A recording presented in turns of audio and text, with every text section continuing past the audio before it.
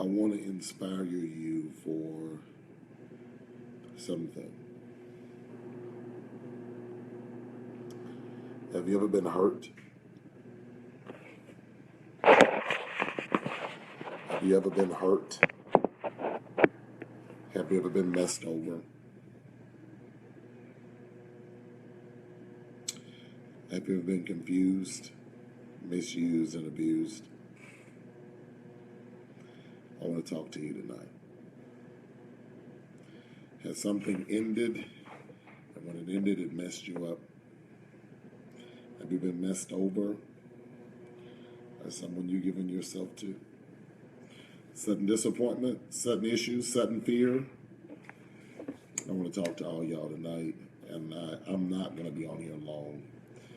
Oh my God, my mother is up listening to me, so I got to make sure I keep it clean since my mother's up. Hey, LaToya, good to see you.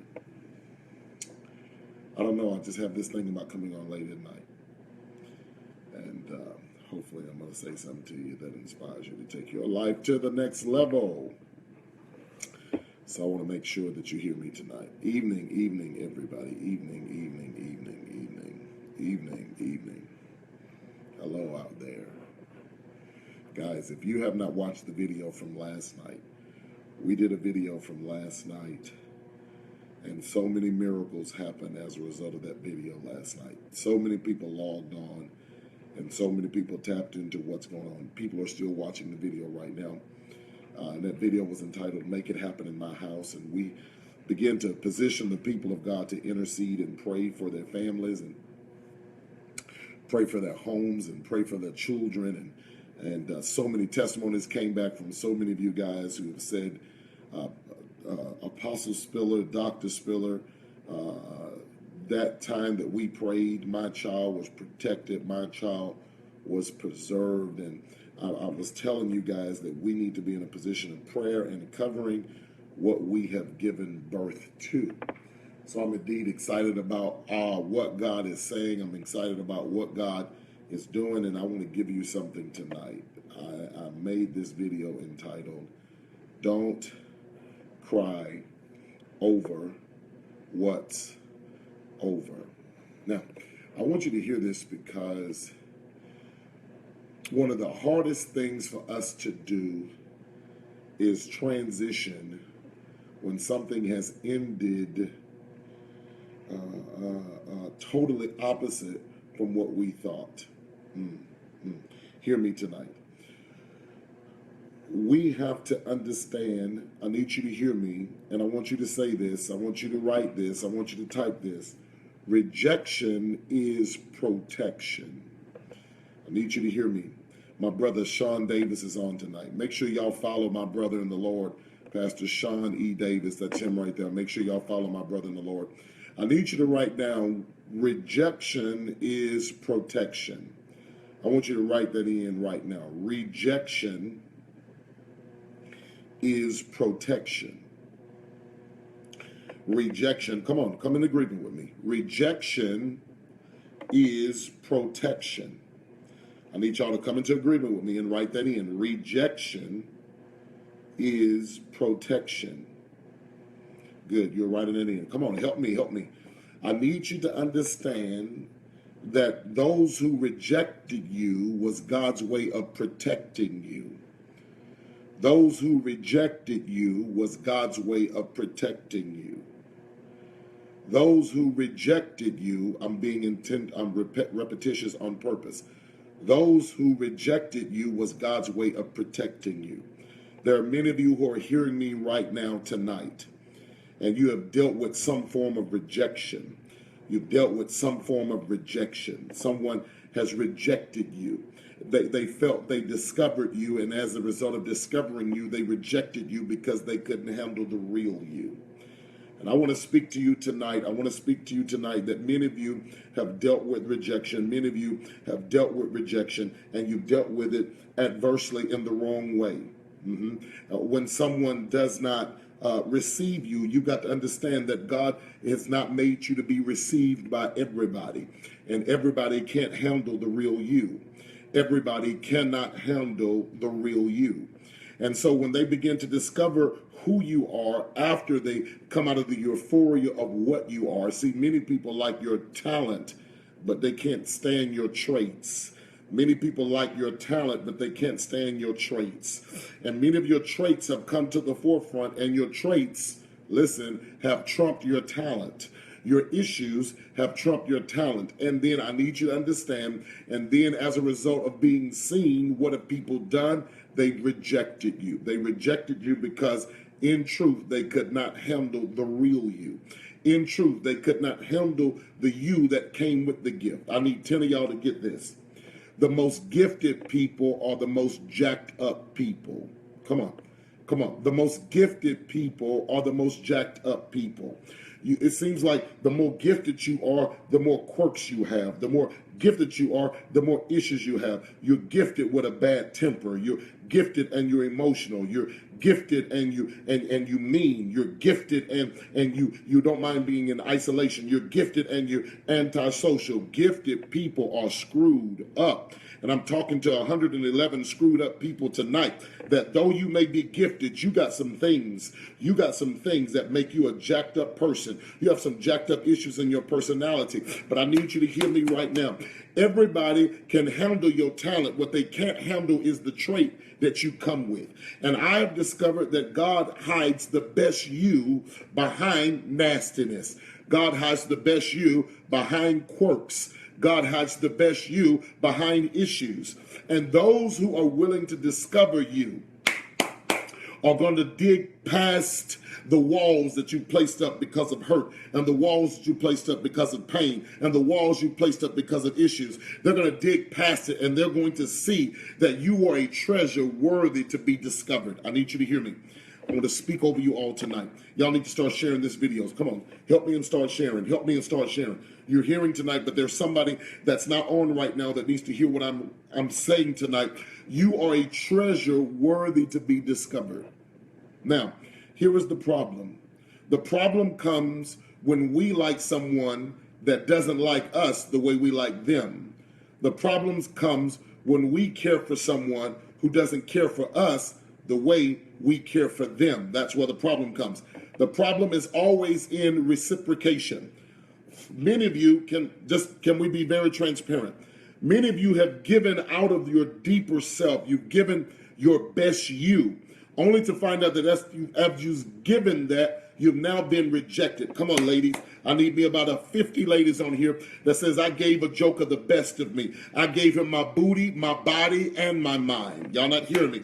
I gave him my booty, I gave him my body, and my mind. And after he did all that he wanted to do with me, he rejected me. Why did he reject me? He rejected me because he couldn't handle all of me. There's some men on here tonight. There's some men on here tonight. You gave all of you. And see, watch this now. You gave all of you when you didn't have anything, and she judged you. She judged you because you wasn't a perfect man. She judged you because you didn't have a 401k. She judged you because of where you're coming from. She judged you because you haven't accumulated, got into your best lifestyle, and now she's judged you. And as a result, she's rejected you because she has forgotten your potential as a result of your present issue. And there are many of you who are hearing me right now. We've given ourselves to friends. We've given ourselves to family. We've given ourselves to people. Watch this now. Out of our best self, we've given our best self. And then after giving it, we're rejected. There are some people on here right now. You're crying over the person that didn't want you. Now, Pastor's going to be very transparent. I'm going to be transparent in these few minutes that we have with each other. Be very transparent. Pastors suffer with low self-esteem. I don't care what pastor you talk to. We suffer with chronic low self-esteem. Not only do pastors suffer with chronic low self-esteem, hear me by the Spirit of God. We just don't suffer with chronic low self-esteem. We suffer with affirmation. We need affirmation, right? Now, as a pastor, we have the proclivity to give ourselves to people. And as we give ourselves to people, we give all of ourselves. Now, what starts happening is, and I need 10 of y'all to catch this. You can never give all of you to people that you're supposed to lead, because the people can't handle seeing all of you. They're only following you out of the euphoria of your gift and your talent.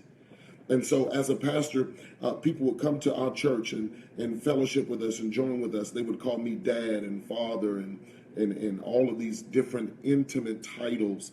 And then they would leave. After something would happen, they would leave. And then my heart would be crushed. And my heart would be crushed because they would transition out. My heart would be crushed because they would transition out. My mom taught me this a long time ago. She said, son, a mouth that eat bread will say anything. My mom taught me this a long time ago. A mouth that eat bread will say anything. What I had to learn to do was not live in the love for that affirmation. Oh God, y'all better hear this. I had to learn not to live in the love of affirmation. Because see, when you don't get that affirmation, you begin to devalue yourself. There are 50 of y'all right now. You're craving for affirmation, and that's why you've settled in even who you're choosing to spend the rest of your life with, because you're craving for affirmation. They've given you compliments, and you lived in the compliment that they've given you. And as a result of living in that compliment that they've given you, now they've walked away.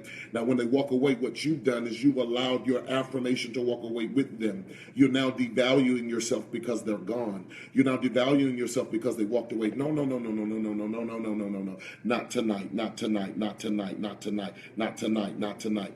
Tonight, I want you to understand that you got to see the best value of yourself. You got to see what you bring to the table. You got to see who you are.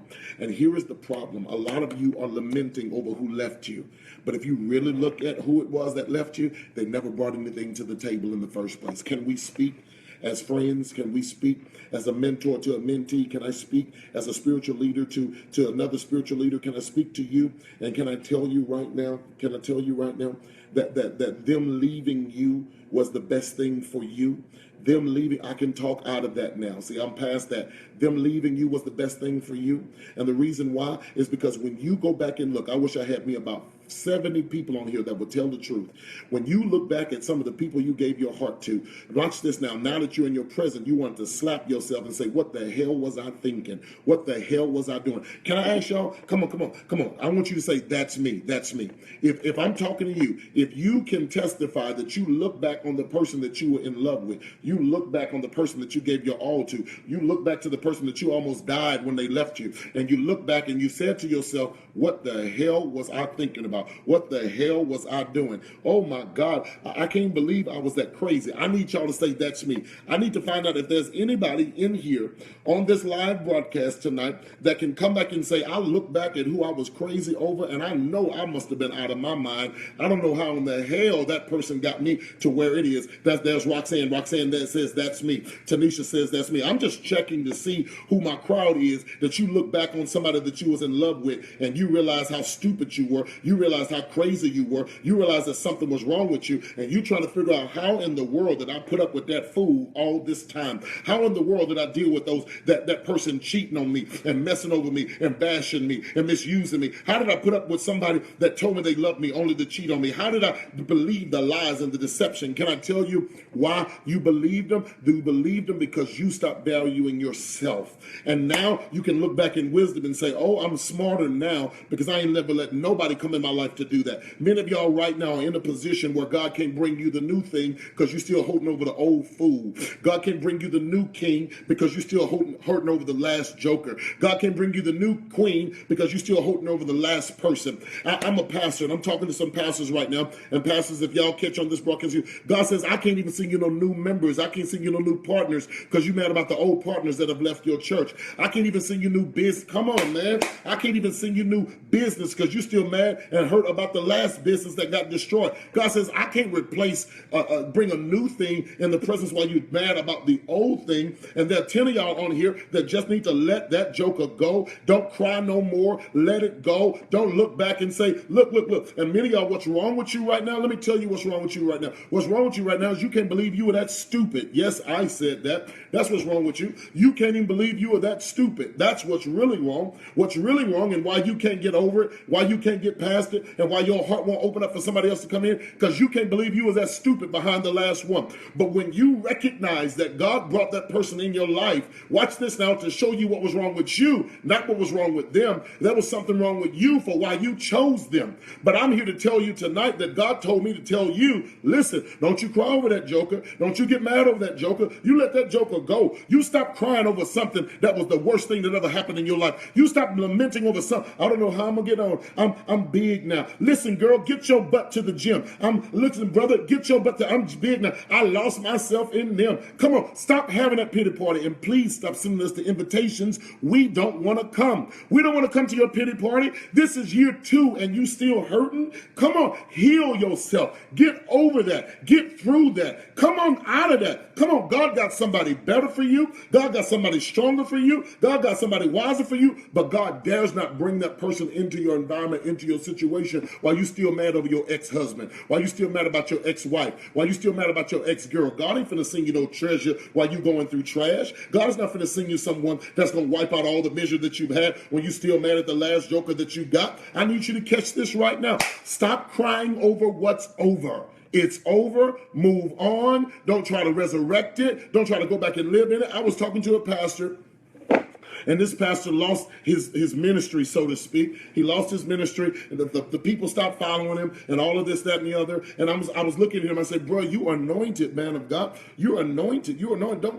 Don't let, because a few people rejected you, make you think that there's not an assignment on your life. Don't let a few people that don't want you preaching and speaking to them make you think that there's no, I need you to hear me, make you think that there's no anointing on your life. The devil is a lie. What you have found out, what you have discovered, is that those people never really knew who you were in the first place. Because if they knew who you were, they would have treasured what you are. And I have to speak to them, and I have to push this word in him, and I have to tell him, look, you're better than where you are right now. And God has a new people, but God ain't finna send you those new people while you're still mad at the folk that left you, while you're still mad at the people that walked away from you, while you're still mad at the people that are talking about you. And I've had to motivate and move that pastor. But guess what I spoke to him out of?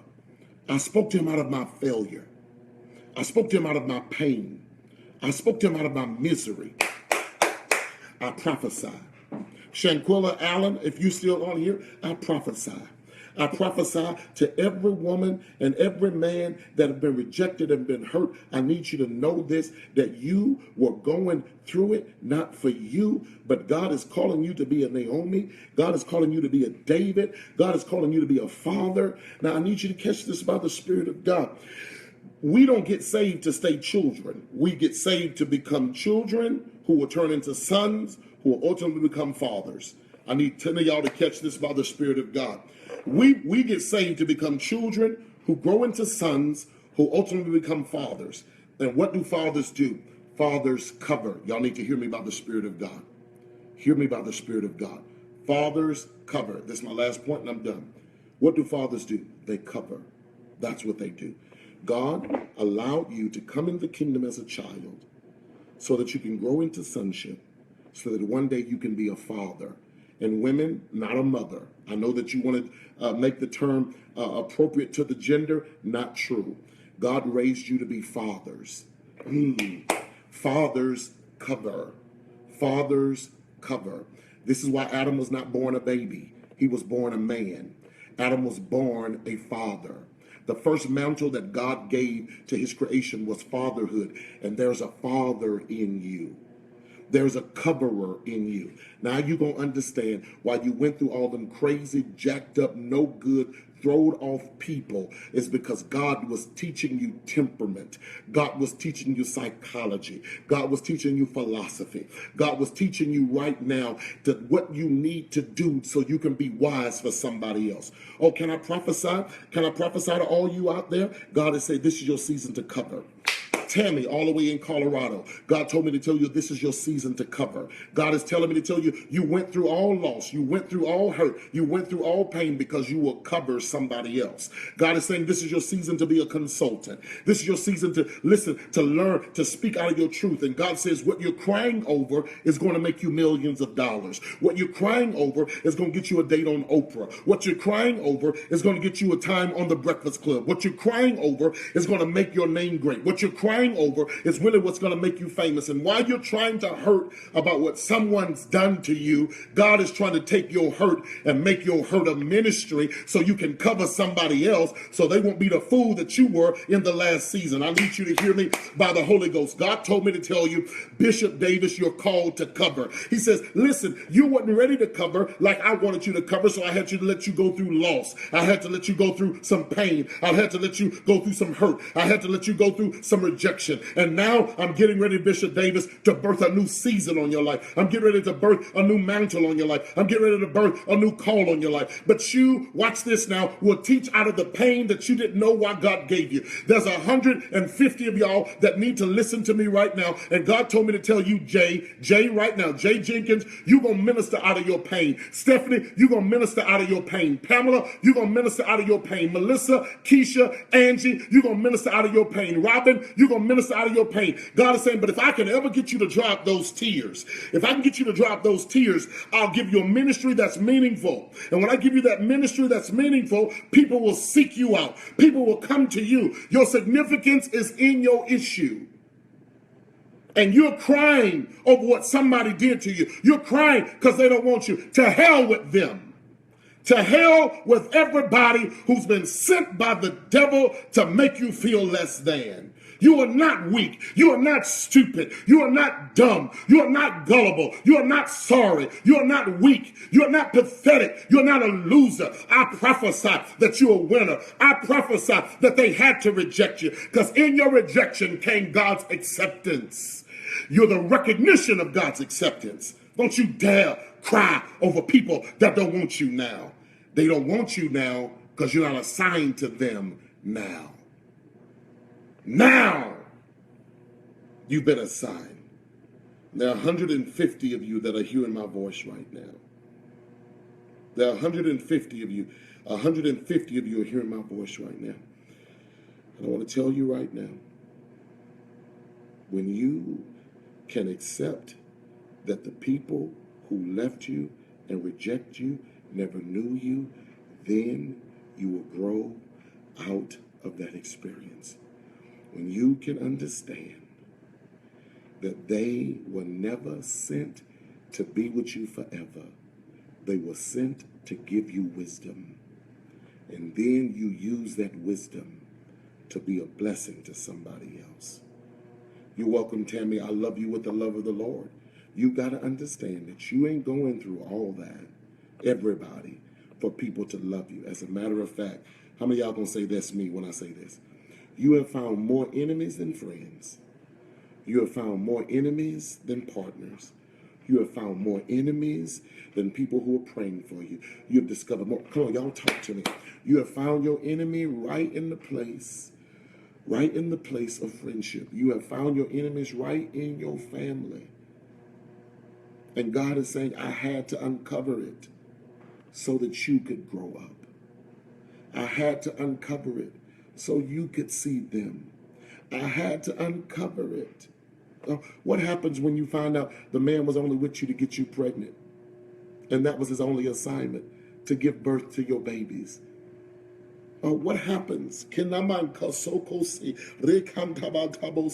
What happens when that was his only thing that he was going to do? The greatest thing that came out of the relationship was the baby that you had.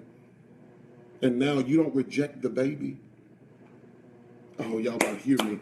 Everybody comes into your life for the purpose of birthing something in you. Did I just say that? Everybody comes into your life for the purpose of birthing something in you, even if they come to bring you pain. Everybody comes into your life to birth something in you. And what you need to understand is God brings nobody. Okay, now I'm going to give you a word, right? Get this. We all are seeds. If you are a seed, you are a seed.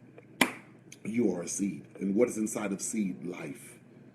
Everybody that comes into your life is a seed, which means that everybody that comes into your life will position you to birth something. Someone is coming to your life for you to birth something. And when you understand what you're supposed to birth through them, then you'll discover your distinctive difference. and you'll realize why they came in your life. Some people are not sent to stay. Some people are sent to send you into labor. Oh, I just said something. Some people are not sent to stay. Some people are just sent to bring you into labor. Some people are not sent to stay. Some people are sent just to make you give birth. Some people are not sent to stay. Some people are sent to make you stronger. Some people are not sent to stay. They were sent to add a chapter to your book. They were sent to add a reason to you pushing forward. They were sent. Some of y'all know you wouldn't be pushing as hard as you pushed if you didn't ran into that sorry joker in the first place. And you're living your life to prove that Negro wrong. You're living your life to prove that fool wrong. God sometimes sends people into your life to birth something in you. I need you to understand. You're about to give birth to the greatest victory in your life. But it's going to come out of the greatest pain that you've experienced. It's going to come out of the greatest pain that you've experienced. Is there any women on here that didn't take an epidural to give birth to their baby? A woman will tell you, teach spiller. A woman will tell you, it hurts to give birth, but after there's a release, there is joy. I prophesy. It's hurting because you're giving birth, but after this thing comes forth, there's going to be joy. Don't cry over what's over. Learn from it, because God is making you better as a result of that coming into your life. I bless you with the word of the Lord. Share this video. I command 180 of you, before you get off this broadcast, share this video. Share this video. Get this word to somebody. It's going to stop somebody from committing suicide. It's going to stop somebody from getting high. It's going to stop somebody from smoking some fry. It's going to stop somebody from wanting to take their life. Get them this word, and you need to rehear it over and over and over. This is your season of birthing, but it came as a result of the pain. God bless you.